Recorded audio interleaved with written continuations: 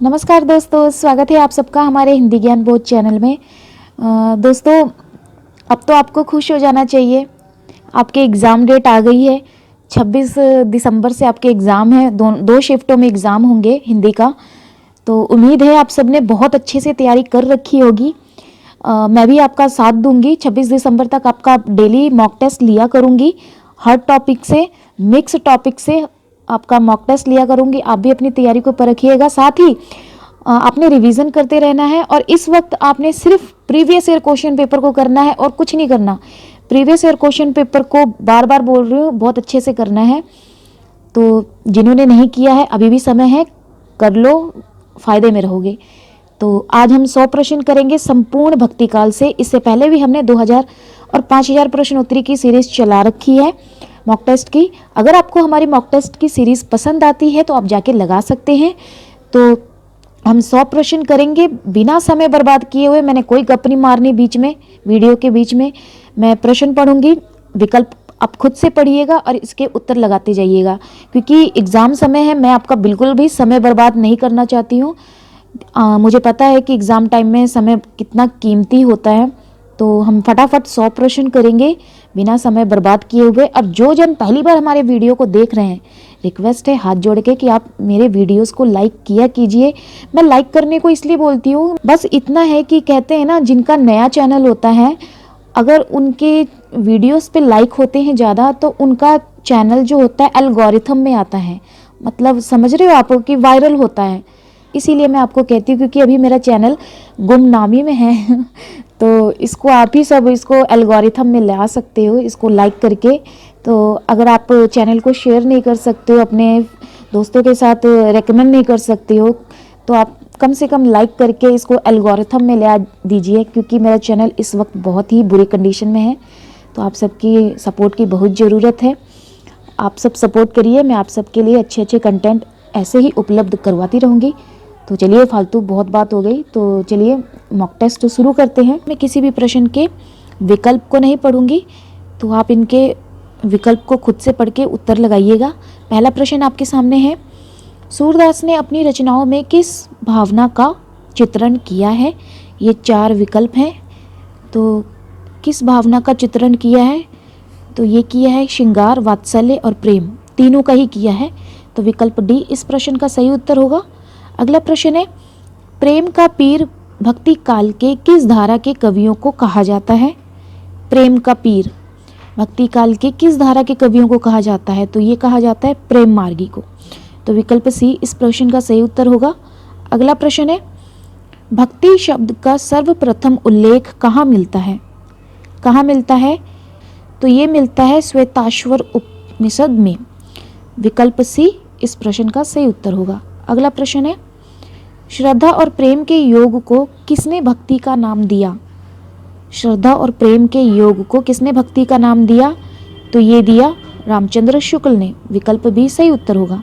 अगला प्रश्न है, भगवान के प्रति अन्यायगामी एकांत प्रेम का नाम भक्ति है। कथन किस साहित्यकार का है? ये आपने बताना है किस साहित्यकार का ये कथन है। तो ये कथन है हजारी प्रसाद द्विवेदी का। विकल्प ए इस प्रश्न का सही उत्तर है। अगला प्रश्न है, भगवान विष्णु को केंद्र में रखकर आराधना करने वाले साधक क्या कहलाए जाते हैं? विष्णु को ध्यान में रखकर आराधना करने वाले साधक कहलाए जाते हैं अलवार। विकल्प बी सही उत्तर होगा। अगला प्रश्न है, भगवान शिव को केंद्र में रखकर साधना करने वाले साधक किस नाम से प्रचलित हुए? भगवान शिव को केंद्र में रखकर साधना करने वाले साधक किस नाम से प्रचलित हुए? तो ये हुए नैनवार के नाम से। तो विकल्प ए सही उत्तर होगा। अगला प्रश्न है, भक्ति को ईसाई धर्म की देन मानने वाले विद्वान कौन हैं? भक्ति को ईसाई धर्म की देन मानने वाले विद्वान हैं बेवर, विल्सन और ग्रियर्सन। ये तीनों ही हैं। तो विकल्प डी इस प्रश्न का सही उत्तर होगा। अगला प्रश्न है, भक्ति का विकास अचानक बिजली की चमक के समान हुआ, कथन किसका है? तो ये कथन है ग्रियर्सन का। विकल्प सी इस प्रश्न का सही उत्तर है। अगला प्रश्न है, भक्ति काल को पराजित मनोवृत्ति का प्रतीक मानने वाले विद्वान कौन है? तो ये हैं गुलाब राय और आचार्य शुक्ल जी, ये दोनों ही हैं। तो विकल्प सी इस प्रश्न का सही उत्तर होगा। अगला प्रश्न, भक्ति को मुस्लिम की देन मानने वाले विद्वान कौन हैं? तो इस प्रश्न का सही उत्तर हो जाएगा ताराचंद, हुमायूं, आबिद हुसैन। तो ये तीनों ही हैं। विकल्प डी इस प्रश्न का सही उत्तर है। अगला प्रश्न है, तापसी शाखा के संस्थापक कौन हैं? ये आपने बताना है। तापसी शाखा के संस्थापक हैं किहलदास। विकल्प सी इस प्रश्न का सही उत्तर है। अगला प्रश्न है, सत्यनामी संप्रदाय के संस्थापक कौन हैं? सत्यनामी संप्रदाय के संस्थापक हैं जगजीवन दास। विकल्प ए सही उत्तर होगा। अगला प्रश्न है, निम्नलिखित कवियों में कौन सगुण भक्ति धारा के कवि नहीं हैं? तो इस प्रश्न का सही उत्तर हो जाएगा सगुण भक्ति धारा के कवि जो नहीं है, नूर मोहम्मद।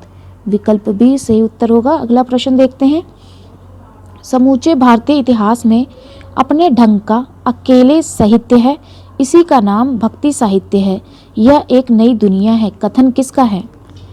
तो ये जो कथन दिया गया है, ये कथन है हजारी प्रसाद द्विवेदी का। विकल्प बी सही उत्तर होगा इस प्रश्न का। अगला प्रश्न है, सन 927 आह कथा आरंभ बैन कवि दहा पंक्ति किस रचना की है? किस रचना से ये पंक्ति ली गई है, ये आपने बताना है। तो ये जो पंक्ति है ये पद्मावत रचना से ली गई है। विकल्प डी इस प्रश्न का सही उत्तर है। अगला प्रश्न, मैं जोर दे के कहना चाहता हूँ कि यदि इस्लाम ना भी आया होता तो साहित्य का 12 आना विकास वैसे ही होता जैसे कि आज है। पंक्ति किस रचनाकार की है? तो ये पंक्ति किसकी है? तो ये पंक्ति है हजारी प्रसाद द्विवेदी की। विकल्प ए इस प्रश्न का सही उत्तर है। अगला प्रश्न है, जाके प्रिय न राम विदेही पंक्ति तुलसीदास की किस रचना से ली गई है? तो ये काफ़ी बार प्रश्न पूछा जा चुका है। तो ये जो पंक्ति है ये तुलसीदास की विनय पत्रिका से ली गई है। विकल्प डी इस प्रश्न का सही उत्तर है। अगला प्रश्न है, उस समय हाट बाजार में जाना छोड़कर घर में पड़े पड़े मृगावती और मधुमालती नाम की पोथियां पढ़ा करता था। यह पंक्ति किस कवि की है? ये आपने बताना है। ये पंक्ति किस कवि की है? तो ये है बनारसी दास जैन की। विकल्प डी इस प्रश्न का सही उत्तर है। अगला प्रश्न है, कबीरदास की भाषा कैसी थी? कैसी है कबीरदास की भाषा? तो ये है सदुकड़ी। विकल्प बी सही उत्तर होगा। अगला प्रश्न, किसकी भाषा को अवधि का अर्धान कहा गया है? तो ये कहा गया है जायसी की। विकल्प ए सही उत्तर होगा। अगला प्रश्न है, समार्थ संप्रदाय के प्रवर्तक कौन है? समार्थ संप्रदाय के प्रवर्तक हैं शंकराचार्य। विकल्प बी सही उत्तर होगा। अगला प्रश्न देखते हैं, सनक संप्रदाय के प्रवर्तक कौन है? सनक संप्रदाय, तो ये है निम्बार्काचार्य। विकल्प ए सही उत्तर होगा। अगला प्रश्न, मनोवैज्ञानिक तथ्य के अनुसार हार की मनोवृत्ति में 2 बातें संभव हैं, या तो अपनी आध्यात्मिकता श्रेष्ठता दिखाना या भोग विलास में पड़कर हार को भूल जाना। यह पंक्ति किसकी है? तो ये पंक्ति है गुलाब राय की। विकल्प डी इस प्रश्न का सही उत्तर है। अगला प्रश्न है, नामदेव के गुरु का नाम क्या था? नामदेव के गुरु का नाम क्या था? तो ये है बिसोबा खेचर। हाँ, विकल्प सी इस प्रश्न का सही उत्तर है। अगला प्रश्न है, मराठी भाषा में अभंगों की रचना किसने की? अभंगों की रचना किसने की मराठी भाषा में? तो ये नामदेव ने की है। विकल्प ए सही उत्तर होगा। अगला प्रश्न देखते हैं, हरि जननी में बालक तोरा किसकी पंक्ति है? ये पंक्ति जो है किसकी है? तो ये पंक्ति है कबीरदास की। विकल्प सी इस प्रश्न का सही उत्तर होगा। अगला प्रश्न, श्री संप्रदाय के आराध्य कौन है? श्री संप्रदाय के आराध्य तो ये हैं नारायण। विकल्प बी सही उत्तर है। अगला प्रश्न, अवधि मन चंगा तो कठौती में गंगा पंक्ति किस कवि की है? ये आपने बताना है किस कवि की है। उम्मीद है इसका उत्तर सभी को पता होगा। गोरखनाथ जी, बिल्कुल गोरखनाथ है इस प्रश्न का सही उत्तर। अगला प्रश्न है, मन मोर चंगा तो कठौती में गंगा पंक्ति किसकी है?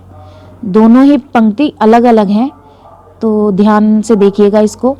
इसमें गोरखनाथ आएगा और इस पंक्ति में आएगा, ये जो पंक्ति है ये है रैदास की। विकल्प सी इस प्रश्न का सही उत्तर होगा। अगला प्रश्न है, भक्ति काल में प्रयुक्त चुनरी शब्द क्या है? क्या है चुनरी शब्द? भक्ति काल में प्रयुक्त चुनरी शब्द क्या है? तो ये है जैन साहित्य के अंतर्गत एक मुक्तक काव्य है। विकल्प ए सही उत्तर होगा। अगला प्रश्न, पंचशखा संप्रदाय कहाँ प्रचलित था? पंचशखा संप्रदाय, तो ये प्रचलित था उड़ीसा में। विकल्प बी सही उत्तर होगा। अगला प्रश्न है, शास्त्र पूजक संप्रदाय कहाँ प्रचलित है? तो ये प्रचलित है केरल में। विकल्प बी सही उत्तर है।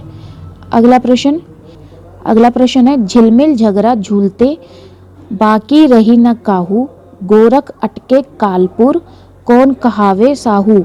पंक्ति किसकी है? तो ये पंक्ति है कबीरदास की। विकल्प ए सही उत्तर होगा। अगला प्रश्न है, आचार्य रामचंद्र शुक्ल ने भक्ति काल का समय क्या निर्धारित किया है? क्या निर्धारित किया है भक्ति काल का समय शुक्ल जी ने? तो ये 1300 संवत 1375 से 1700। विकल्प बी सही उत्तर है। अगला प्रश्न देखते हैं, वारकरी और महाअनुभाव संप्रदाय कहाँ प्रचलित था? अब इस प्रश्न का सही उत्तर बताइए। तो ये महाराष्ट्र में प्रचलित था। विकल्प ए सही उत्तर होगा। अगला प्रश्न देखते हैं, कबीर को वाणी का डिटेक्टर किसने कहा है? तो ये कहा है हजारी प्रसाद द्विवेदी ने। विकल्प सी सही उत्तर होगा। अगला प्रश्न, भक्ति को धर्म का रसात्मक रूप किसने कहा है? भक्ति को धर्म का रसात्मक रूप कहा है आचार्य शुक्ल जी ने। विकल्प ए सही उत्तर होगा। अगला प्रश्न देखते हैं, सिद्धांत पंच मात्रा किसकी रचना है?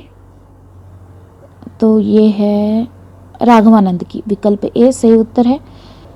अगला प्रश्न है, महाराष्ट्रीय संत नामदेव की जाति क्या थी?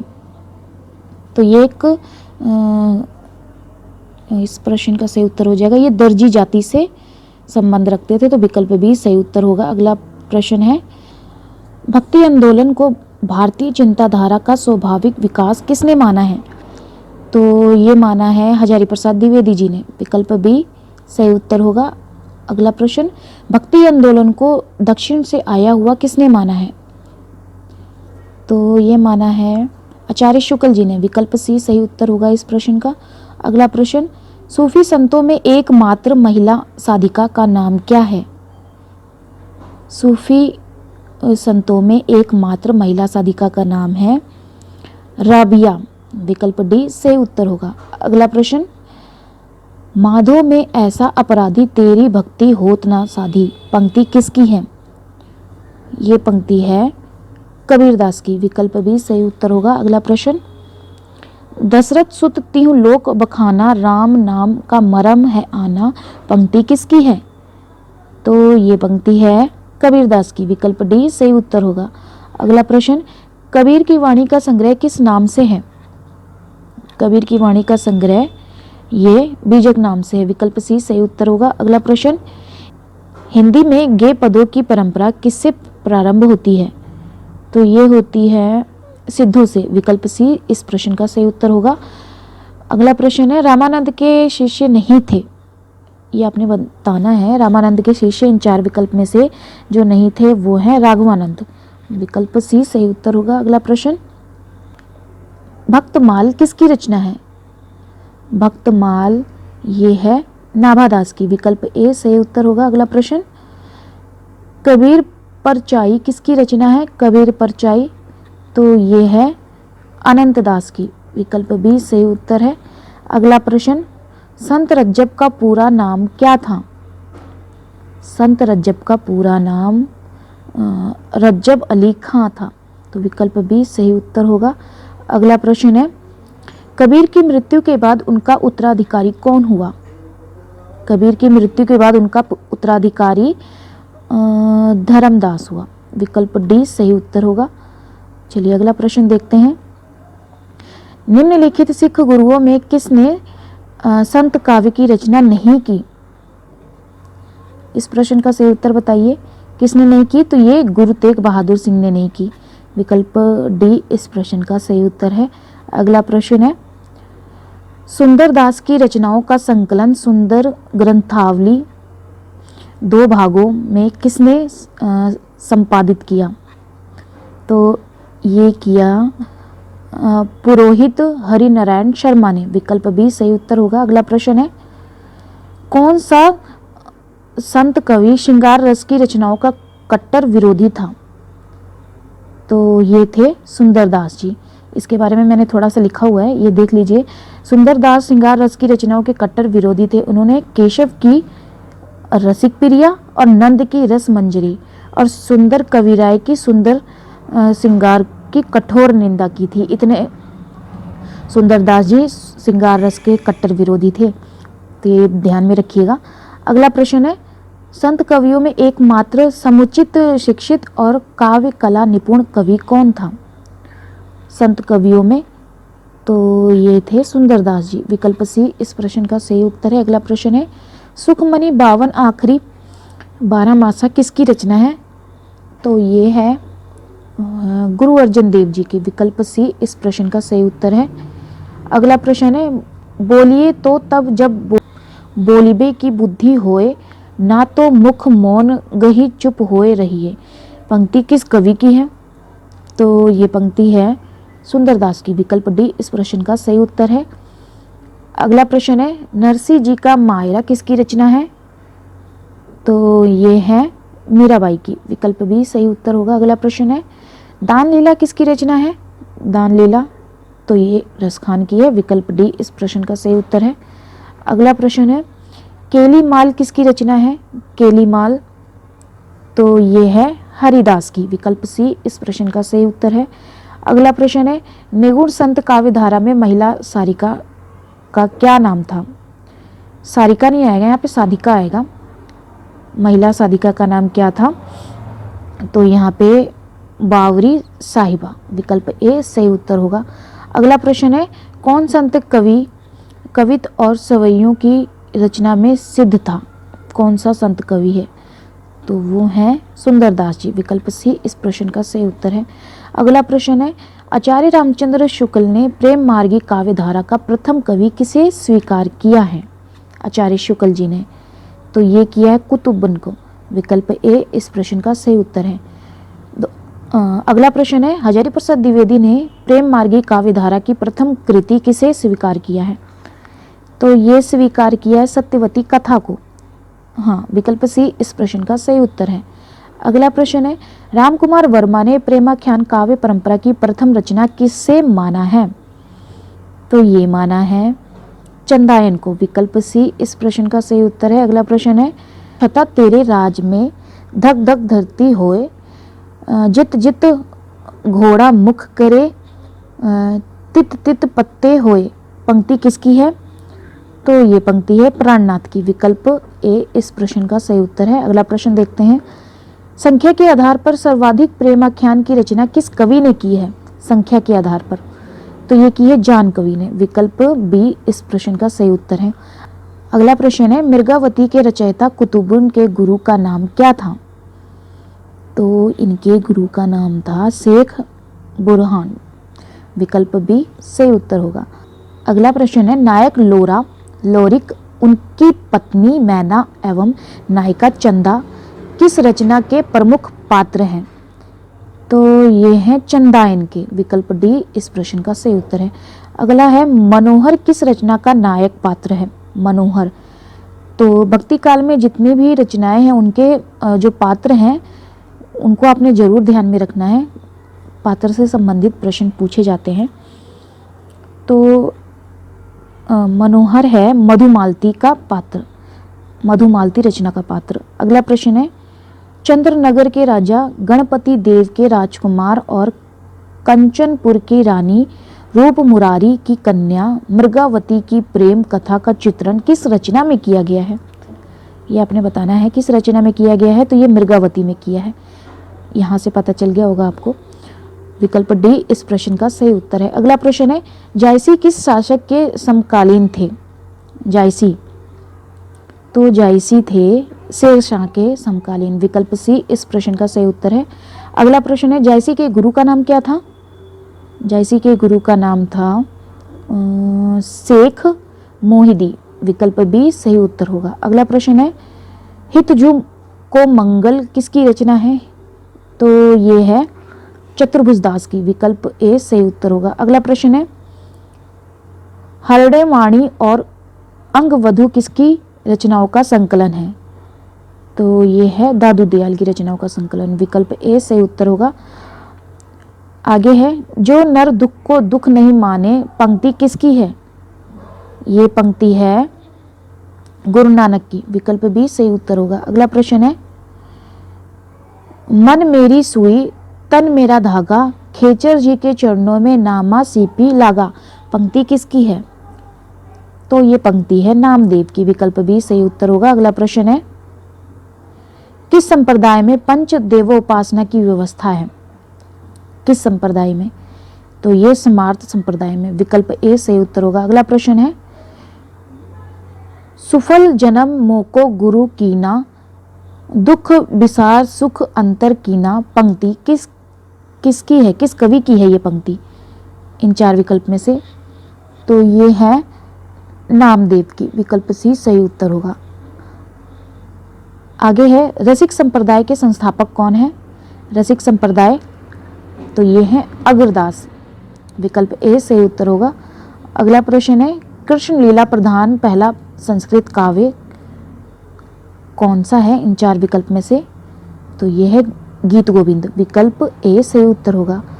दोस्तों, अगर आप हमारे टेलीग्राम चैनल और व्हाट्सएप ग्रुप के साथ जुड़ना चाहते हैं तो डिस्क्रिप्शन में लिंक दे रखा है। काफ़ी मैं स्टडी मटेरियल उपलब्ध करवा चुकी हूँ और डेली उपलब्ध करवाती रहती हूँ, तो जुड़ना चाहें तो जुड़ सकते हैं आप। वीडियो के डिस्क्रिप्शन में आपको मिल जाएगा। आगे है, हिंदी काव्य में निर्गुण संप्रदाय के लेखक कौन हैं? तो ये हैं पीताम्बर दत्त बर्थवाल, विकल्प बी सही उत्तर होगा। अगला प्रश्न है, भक्ति काल को प्रथम नव जागरण कहने वाले विद्वान कौन हैं? भक्ति काल को प्रथम नव जागरण कहने वाले विद्वान हैं डॉक्टर बच्चन सिंह, विकल्प ए सही उत्तर होगा। अगला प्रश्न है, किस संप्रदाय में गद्दी पूजा का विधान है? तो इस प्रश्न का जो सही उत्तर हो जाएगा वो है राधा वल्लभ संप्रदाय, विकल्प बी सही उत्तर होगा। तो दोस्तों, कल मैं प्रयोगवाद और प्रगतिवाद जो टॉपिक है इसमें से मैं 100 प्रश्न करवाऊंगी, तो ये टॉपिक अपना अच्छे से क्लियर करके आइएगा। तो इस प्रश्न का उत्तर बताइए, कृष्ण के पार्श्व में स्वर्ण पत्र पर श्री राधा अंकित कर आराधना करने वाले संप्रदाय इन चार विकल्प में से? तो वो है राधा वल्लभ संप्रदाय, विकल्प सी इस प्रश्न का सही उत्तर है। चलिए अगला प्रश्न देखते हैं, जाने दीनानाथ डरे पद की भक्ति इनमें से बतानी है। तो इन पद की भक्ति है पुष्टि मार्गे भक्ति, विकल्प डी सही उत्तर होगा। अगला प्रश्न है, भक्ति काल के प्रसिद्ध रीति निरूपक ग्रंथ रस पंचाध्यायी के लेखक कौन हैं? रस पंचाध्यायी के लेखक हैं नंददास, विकल्प ए सही उत्तर होगा। अगला प्रश्न है, हिंदी साहित्य का स्वर्ण युग भक्ति काल को माना जाता है, इसका निर्देश सर्वप्रथम किस विद्वान द्वारा दिया गया है इन चार विकल्प में से?